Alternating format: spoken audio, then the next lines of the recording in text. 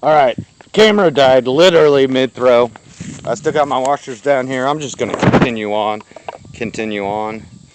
And thanks for rejoining me. I'm Ryan, your host of Whiskey and Washers. Still throwing, still drinking Wild Turkey. It's still going to be damn near the same show. I'm drinking Kentucky Spirit on this side. And I need to throw 6 more washers. But let me pick up where I left off. Lucky for you. Well, lucky for me. Lucky for the universe. I remember what I was talking about. So basically, I was discussing why the top parts of the rickhouse are the most sought after in terms of bourbon lovers. In terms of, God, even your master distiller is gonna. Those are gonna be your best spots. Why? Why is that? Well, let me tell you after I count some points. So, 1 in the middle, 3, 4, 5, 6, 7, 8, 9 points. 9 points. So I was at 21. Puts me at 30. I think I've thrown 36 washers. I can't even remember now. But it ain't good. It ain't good. It's bourbon talk time. Washer talk is unfortunately irrelevant at this point because it's been bad throwing washers. All right, let's get a little better zoom. Look at that. Look at that view. All right. So wide top. Why the top? Why do if your bottle's going to tell you, and bottles do tell you a lot of times where your barrels were stored in the rickhouse. So why is the top the most important? The best. Why are you going to get the most flavor out of that? That was long. So let me tell you why. So wood. So your juice is in a barrel, right? And you want to pull as much flavor out of that barrel as you possibly can. And so how do you do that? I guess we're going to talk, I don't know, is it going to be physics? I don't even know what you call it. Rare breed going down my gullet. But think about this. All right. So it's all about temperature. So your top of your rickhouse is going to have way bigger on temperature fluctuations.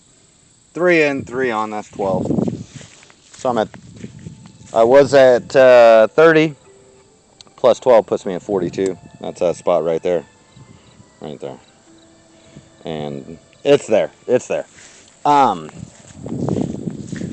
So temperature fluctuations are what's going to allow you to pull the most flavor out of your barrels. And from what I've learned and researched, and as a guy who is actually trying to just started his own distillery, you kind of got to know these things. So why does that happen? Okay, the best example I can give you is so why do you want temperature fluctuation? So wood, you want your wood to expand and contract, right? So that juice expands and contracts with the wood. Well, how does that happen? Well, you got to have heat and you got to have cold. So the heat, the wood's going to expand, right? It's going to open itself up. It's going to be softer. When it's cold, it's going to be denser. It's going to shrink. I don't even have to give you an example of shrinkage. When it's cold, I can't believe I'm going to say this. When it's cold, wood shrinks. Whether it's a... That's all I got to say about that. So, you need those temperature fluctuations. You want a very hot and a very cold area for the wood so the bourbon has a chance to actually get in and get out of the wood, get the most flavor out of it. I wasn't even counting. We got 2 in, that's 6, 7, 8, 9. All right, game over. That's at 42. That puts me at 51. So, I'm not even sure I'm going to get to this point because I've got a long way to go before I get there.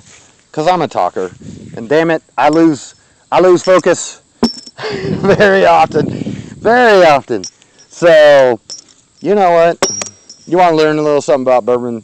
My next show will be Bourbon Talk. Come back and see me.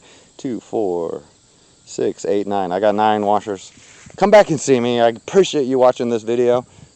Come back and see me. Why? And I'll answer the question why. Your temperature fluctuations are so important to the taste of your bourbon. And if you want to hear about it, come back and see me. Appreciate you. See you soon.